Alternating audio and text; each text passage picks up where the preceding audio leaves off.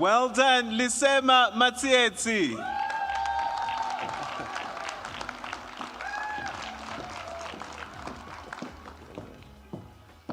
He's a happy person. This.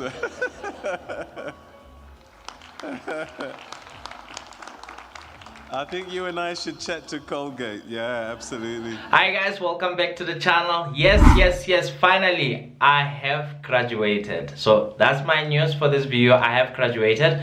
I do remember when I started my postgraduate diploma with Henley Business Schools, I invited you guys in and I said I'm starting this journey. I don't know what the journey will do, especially for analysts. And in this video I'm going to share both my graduation moment and both my takeout from doing your postgraduate diploma, more especially from a business school, and what does it entail to managing an analyst team. So stay tuned for the rest of the video.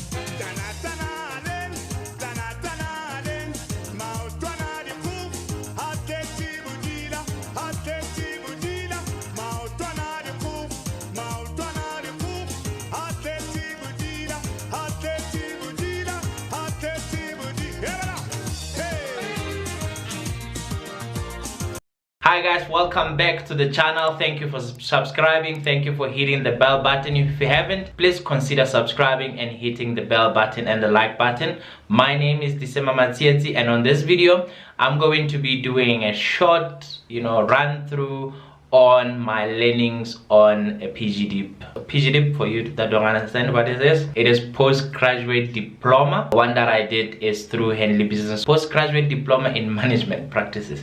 We did a lot of things in there. We had 4 modules that was in there, but the key takeout of it, this is how am I gonna summarize it. Unlike most degrees that I've done, this one doesn't focuses on the tools themselves, rather it focuses on yourself. You will be asked to do stuff, but you must know yourself first. Personal mastery is the only thing else that I took away from the course, because if you know yourself, you would know what best, how innovative you are when it comes to situation. But before we get there, let's just look at the best moment that I had in my graduation ceremony. Some of the highlights that I've done.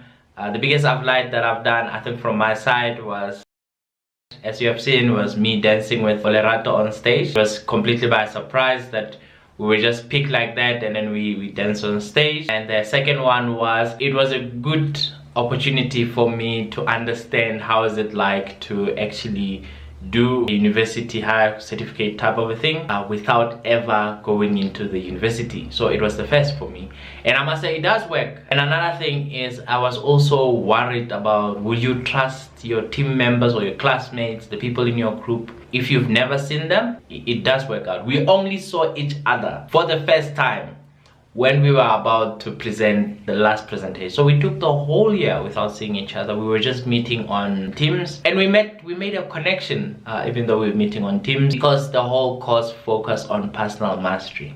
And the nice part about this courses, this postgraduate things, is if you go this year, if I go again in a year's time and in 2 years time, the whole roll-up is totally different. So it's not cast in stone, it keeps on evolving.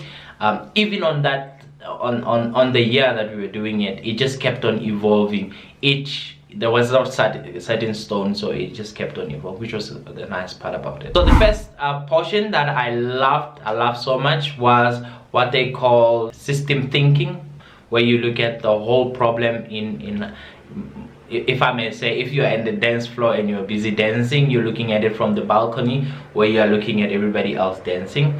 For that, I was able to go back to my, and then I said, and I proposed to the exec, how, looking at, how we do our analysis from the balcony side of things, how could we solve the issues? So I wrote, like a paper and a half, and I submitted to them to say, this is how you should implement analysis in finance, and then this is the people that should come in together, and this is how the whole thing should be spread out. So I would say I always thought, you know, big picture, but I didn't have a structure. So it gave me like a structure on how to think big picture, and in a way to take it to exactly to executives, so that you can speak executive language. I think system thinking or systematic practices quite helped me out on that point of view. Second one that was quite nice in the module was actually understanding how do you deal with change. There's a lot of change in the world, especially when you're looking at, you know, in our world of analysis, you are unsure if Tableau is still gonna be the tool of choice. As one company reached out to me, they took a decision to go with ClickView. Now they want to revert back that decision. They want me to help them build it in Power BI. So in the world of analysis is also about that, and the biggest part that we looked at was actually looking at change, especially in this ambiguous world. So you have to go through to say it's a VUCA world, vulnerable, ambiguous, complex, and I don't know what A stand for, I've forgotten, but it's a VUCA world. And how do you make sure that we remain relevant? Because like Bonam Mahale in his book Lift as You Ride, the sole purpose of business is to survive.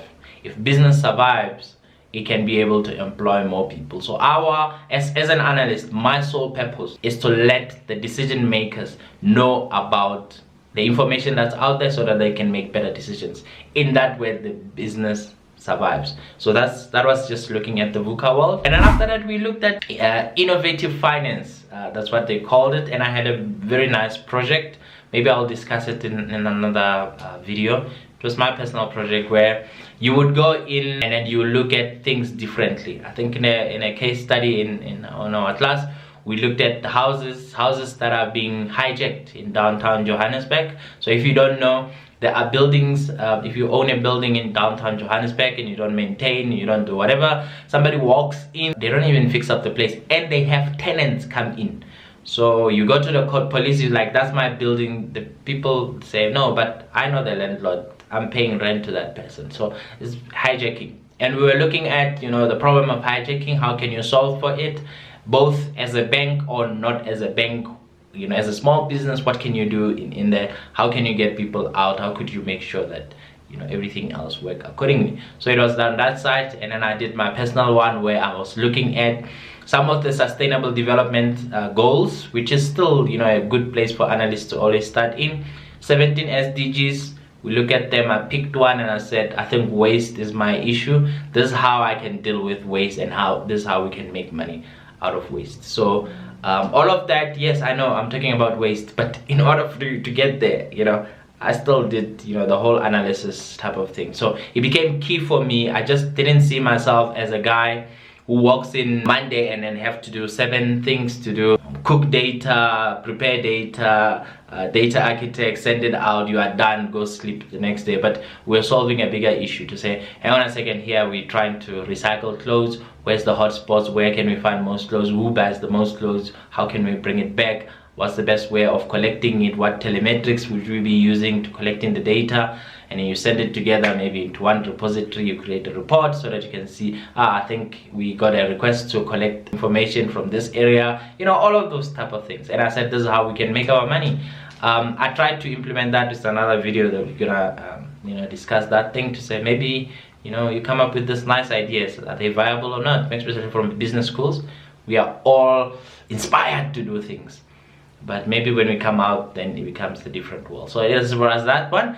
And the last one was our group project, action learning program, which is ALP, where me and my team, we hardly ever saw each other, but we met almost every weekend through Teams, and we discussed our action learning. We came out with a nice proposition for the bank that we can do, much especially on vehicle, second-hand used vehicles. Especially, I think we zoomed in to just buying a vehicle from another person, so person-to-person vehicle sales.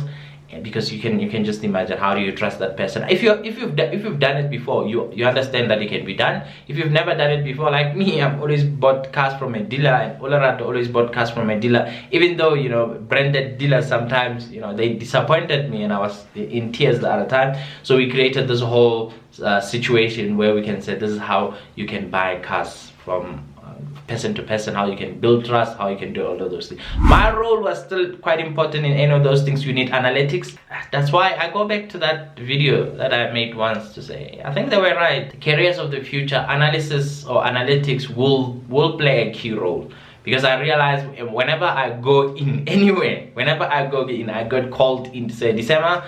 And because now I have, which is the benefit of going into such programs, now that I have systematic viewing, or I'm looking at things from the balcony where you're standing, because previously you would be looking around for data, say data, you make the reports and that's it. You just send out reports haphazardly.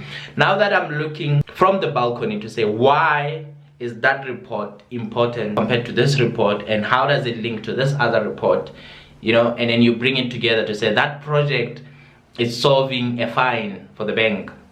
This project is solving, maybe we're selling value-added services. This project is solving, but together they are going into the strategy piece, into our strategy document that says we want to be the well-known bank maybe in South Africa, type of a thing. From there, when you're looking at it, you see all these other projects on how they interlink together. And I know they don't go at the same pace, but they ultimately will come in together, and that is the benefit of going for this PGD. As far as I was concerned, was it worth it? Yes, it was worth it. Was it worth the money? Probably it's worth the money. I didn't pay for it, the organization paid for it. If I had the money, would I do it? Yes, I think I would do it. I mean, Olerato did the same thing. Is it important to do PGD if you already have a master's? Yes. I got more value from a PGD. I thought it was gonna be inferior. I thought it was gonna be like my honors. I did my honors in informatics. I was really disappointed because I didn't learn anything. It was like, you know, like a degree.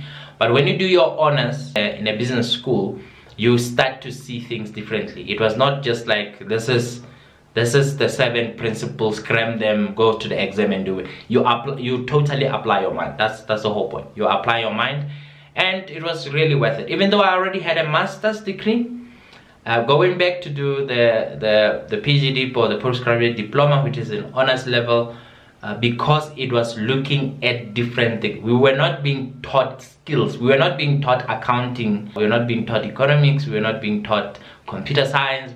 We were just being taught how to manage people, which is the number one very, very valuable asset, through making up coaches, making sure that you do proper and effective team collaborations and team meetings that actually hits the point. You know, ask the people, what is your one thing that you're working on this week? You know, you're just gonna list 3 or 4, and I said, no, you know, forget this 2, just do this 1. On Friday, give me feedback. Even if you move by 20%, I understand you.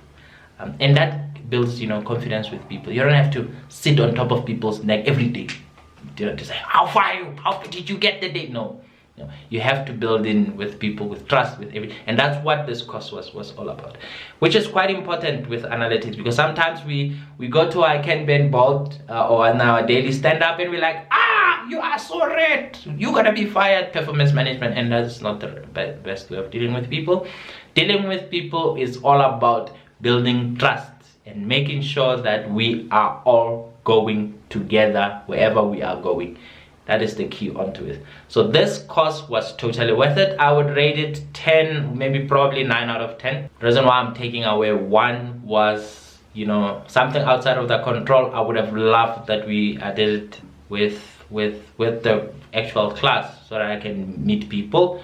For the online experience, it was quite good, but it's not as good as the value I would have gotten if I was, you know, like when you go to a conference. After a conference, after you shut down, when you're drinking coffee, you converse with other people. But I feel like if we did it, you know, it was a physical thing, I would have had, out of the 24 people that, you know, were in my class, I think I would have held on to more than 10 as close friends. But if you do it on in the physical world, I'm gonna give it a 10 out of 10 probably. So that's me, that's my graduation, that's the hullabaloo that took place in there. It was very, very fun. But thanks a lot guys for watching this. If you haven't, please consider subscribing, hit the subscription button, hit the bell button. I'll be back again for another video.